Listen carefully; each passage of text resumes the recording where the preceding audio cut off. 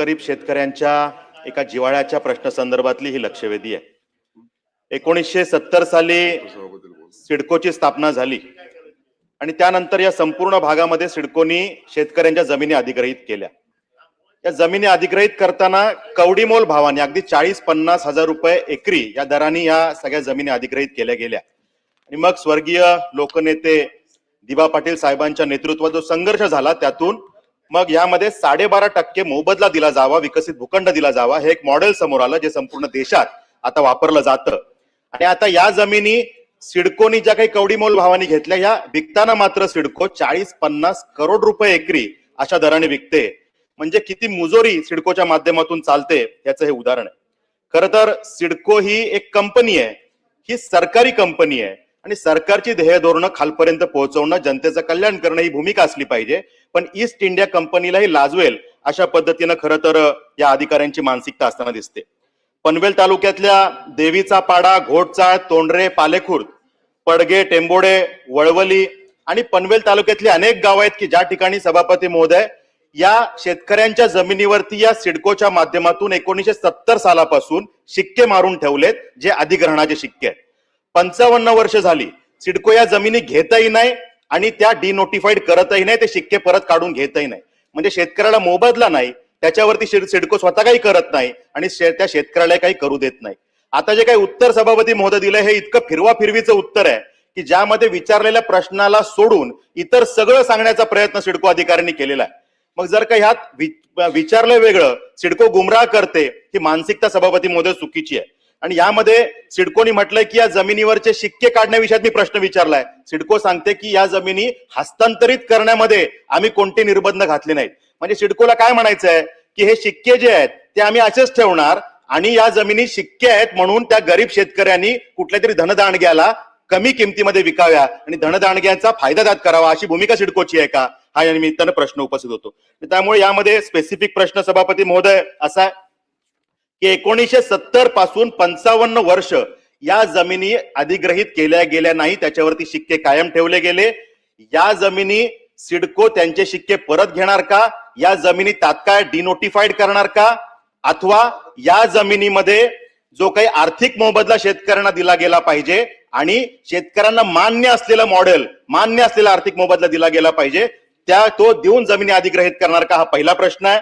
दुसरा प्रश्न की या संवेदनशील विषयामध्ये समन्वय साधणं हे गरजेचं आहे. त्यामुळे नगरविकास विभागाच्या एखाद्या उपसचिव दर्जाच्या अधिकाऱ्याची नेमणूक यात समन्वयक म्हणून करणार का, आणि यामध्ये जर का काही तांत्रिक बाबींची चर्चा करायची असेल तर अधिवेशन काळामध्ये या विषयाची विशेष बैठक घेणार का, हे 3 स्पेसिफिक प्रश्न आहेत सभापती. सभापती महोदय, सन्मान्य सदस्य विक्रांतजींनी जो सिडकोच्या संदर्भातला मुद्दा या ठिकाणी मांडला आणि शेवटचा प्रश्न विचारला त्याचं पहिलं उत्तर मी देतो. या संदर्भात त्यांचं असं म्हणणं आहे की या सगळ्या गोष्टीचं कोऑर्डिनेशन होणं गरजेचं आहे, समन्वय साधणं गरजेचं आहे आणि त्याच्यासाठी नगरविकास विभागाचा एक अधिकारी कोऑर्डिनेशनसाठी असावा अशी त्यांची जी भूमिका आहे, तर तो अधिकारी जो आहे तो नक्की सिडकोकडनं नेमण्यात येईल. परंतु थोडी पार्श्वभूमी देखील लक्षात घेणं गरजेचं आहे की 1970 सालामध्ये सिडकोची स्थापना झाली आणि सिडकोची स्थापना झाल्यानंतर या प्रकल्पामध्ये 95 गावांची जमीन ही अधिसूचित करण्यात आली. त्याच्यामध्ये पनवेल तालुका 38 गावं, उरण तालुका 28 गावं, ठाणे तालुका 29 गावं, अशी 95 गावं त्याच्यामध्ये होती. आणि ही गावं ज्यावेळी अधिसूचित झाली त्यावेळी 1894चा जो कायदा आहे त्या पद्धतीनं 29 महसूल गावं जी आहेत ही पनवेलच्या महानगरपालिकेच्या क्षेत्रातली होती. सन्माननीय सदस्यांनी स्पेसिफिक असा एक प्रश्न विचारलाय की याच्यातली गावं आपल्याला नोटिफाय करायची, पण नोटिफाय करत असताना मी सभागृहामध्ये त्यांना आश्वासित करू इच्छितो की देवीचा पाडा, चाळ, तोंडरे आणि पालेखुर्द ही 4 गावं डिनोटिफाय करण्याचा निर्णय सिडकोनं घेतलेला आहे. त्याचा प्रस्ताव देखील महाराष्ट्र शासनाकडे आलेला आहे आणि त्याच्यावरची अंमलबजावणी तात्काळ करण्याच्या सूचना दिल्या जातील. मग हे 4 गावं जी आहे त्याची जमीन किती असू शकते, तर सुमारे 400 हेक्टर पर्यंतची जमीन आपण ही डिनोटिफाय करणार आहोत. आणि उर्वरित जमीन जी आहे ती 1894च्या कायद्याप्रमाणे जरी आपण घेतलेली असली तरी देखील काही जमिनी या 5 वर्षापर्यंत जर आपण त्याचे पैसे देऊ शकलो नाहीत किंवा त्याच्यावर कुठलीही कार्यवाही करू शकलो नाही तर 2013चा ऍक्ट डोळ्यासमोर ठेवून त्याच्यावर आपण कारवाई करू शकतो, त्याची अंमलबजावणी करू शकतो आणि ती अंमलबजावणी करण्याच्या सूचना देखील सन्मान्य सदस्यांनी ज्या पद्धतीच्या तिथल्या शेतकऱ्यांच्या भावना मांडल्या त्याला डोळ्यासमोर ठेवून नक्की हा जो काही 2013चा कायदा आहे त्या पद्धतीनं शेतकऱ्यांचं नुकसान होणार नाही अशा पद्धतीची भूमिका घेऊन त्याच्यामध्ये अंमलबजावणी केली जाईल. एकच फक्त थोडं करेक्शन मी करतो की शेवटी सिडको ही स्वायत्त संस्था आहे आणि सिडको ही स्वायत्त संस्था असताना देखील ती अधिनियमाप्रमाणे चालते, कायद्याप्रमाणे चालते. त्याच्यामुळे कुठेही शेतकऱ्यांना त्रास द्यायचा उद्देश याच्यामध्ये येतच नाही. पण अजून एक जाणीवपूर्वक या ठिकाणी सांगेन की या सिडकोचा विभाग ज्यावेळी विद्यमान उपमुख्यमंत्री आदरणीय एकनाथ शिंदे साहेबांच्या अखत्यारीमध्ये आला त्यावेळी अफोर्डेबल हाऊसिंगची जी फार मोठी योजना या सिडकोमध्ये आली ज्याचा उल्लेख शिंदे साहेब आपण केला आणि त्याची बैठक देखील आपण पुढच्या आठवड्यामध्ये लावणार आहोत. याचा फायदा नक्कीच लोकांना झालेला आहे हे आपल्याला मान्य करावं लागेल. आता 12.5% द्यायचा की अफोर्डेबल हाऊसिंग सिडकोची जी घरं येत आहेत त्याचा फायदा असं म्हटलं मी. सन्मान्य सदस्यांचा मुद्दा असा आहे की 12.5% अंमलबजावणी करायची की 22.5% अंमलबजावणी करायची. तर 1894च्या कायद्यानं 12.5% अंमलबजावणी करायची आहे.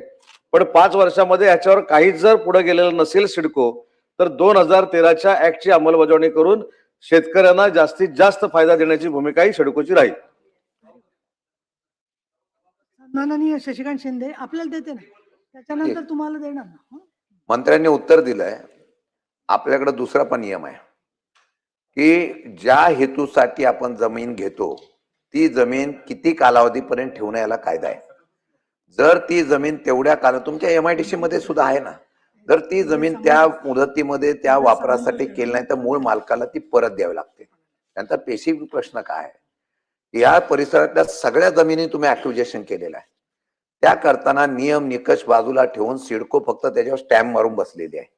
त्याला विकता पण येत नाही, त्याला काही करता येत नाही. नंतर तुम्ही आता 12.5-22 आता तुम्हाला 22.5% द्यावं लागणार आहे. त्या कालावधीमध्ये जर तुम्ही 12.5 दिले असतं तर ते नियमाने झालं असतं. आता त्याला मोबदला दिला नाही, काही कोर्टात गेले असतील, कोर्ट कधी झाल्यानंतर 22.5% द्यायला पाहिजे. माझी विनंती एवढीच आहे सभापती महोदय, मंत्री महोदयांना, आणि काय लोक पुनर्वसित आहेत. तुम्ही एखाद्या माणसाची एकदा जमीन घेतल्यानंतर किती वेळा जमीन घेणार? एकदा घेतली की त्याला परत त्या जमिनी घेता, ती चुकीचं आहे. त्या निकषाप्रमाणे नियमानुसार सरकारच्या इतर महसूल आणि त्या कायद्याच्या नियमानुसार आपल्याला 2 स्पेसिफिक प्रश्न आहे.